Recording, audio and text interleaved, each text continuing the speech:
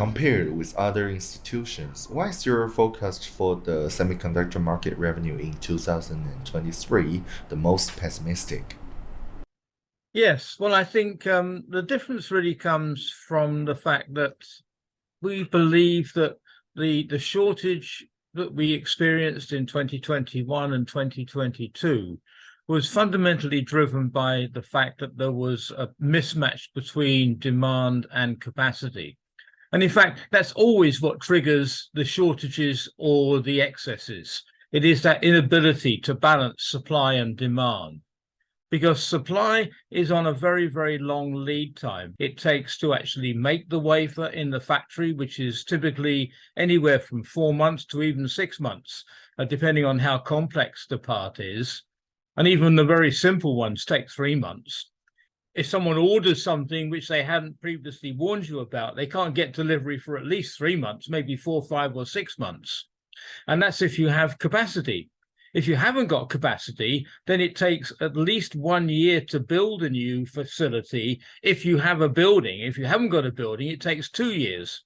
So, if you haven't ordered it, you could wait 2 or 3 years before you actually get the parts. And in the meanwhile, the demand doesn't go away. In fact, it gets worse, because then people start to overorder. They order more than they want. They double order simply because the lead time is too long, and they have to keep their production lines going. So you can't balance supply and demand very easily.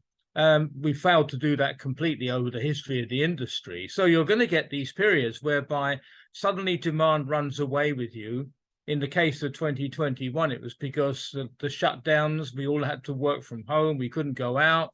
So we all had to buy computers. We bought new televisions, new entertainment systems, simply to enable us to now work from home.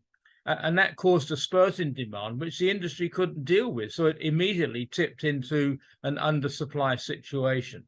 Now, the opposite happens like now, when suddenly you build more capacity and it all starts to come online, and then suddenly the customers think, hang on, I'm getting all the parts I needed, but I overordered, so they cut back and they eat their inventory. And so then you don't need to buy anything because you've already bought it the year before, effectively.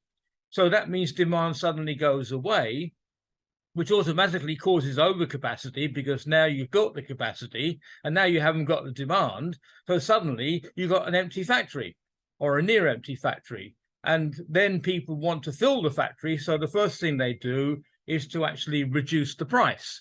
So then you have a situation of falling demand, falling average price, and that doubles up together to give you a steep decline in revenue. And that's why you always get these steep increases and these very steep decreases, simply the correction to where you are in that cycle. And we believe that those corrections are quite steep. You were always going to get a high double-digit upturn and a high double-digit downturn. And I guess it's that belief and that confidence in that belief which makes us different from other people. Other people aren't maybe quite so brave as we are, and they kind of try to temper the bad news by saying, well, it's only going to be slight or moderate, won't last very long. But in fact, it never does, because these are long lead times and you can't shorten that lead time. For the semiconductor market in 2024, can you give a rough forecast?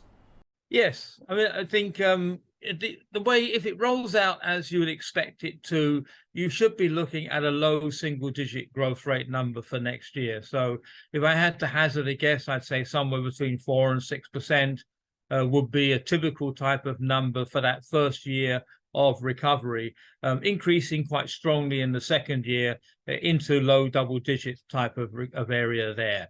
That would be the normal shape of the recovery curve that you would expect to see. And we'll know better what exact shape that's going to be when we come to our forecast in September of this year. That's when we will make a firm commitment what we see that number to be. But I would expect at this point in time here to be in that low single-digit range. Now, if the economy does collapse in the second half of the year, that will push it out slightly. It still has that caveat of we really don't know how this year will roll out, but how the year does roll out will affect the way that the mathematics projects itself forward over that period there. The actual dynamics behind that won't change. It still will be this gradual rebuilding of inventory, the gradual refilling of the supply chain, the gradual decrease in excess capacity, the slow increase in average selling prices. All of those things, step by step, slowly accumulate together to give you this increase in value shipment. So it's just a question of whether that happens quickly or slowly. And we believe it will happen kind of in a moderately normal way. And that will give you this kind of 4 to 6%, maybe 8%, but I doubt it. But certainly a range in the 4 to 6%. So I would expect to see our three scenarios being somewhere between 6% the forecast, probably 4% the worst case, and maybe 10% the really bullish optimistic case.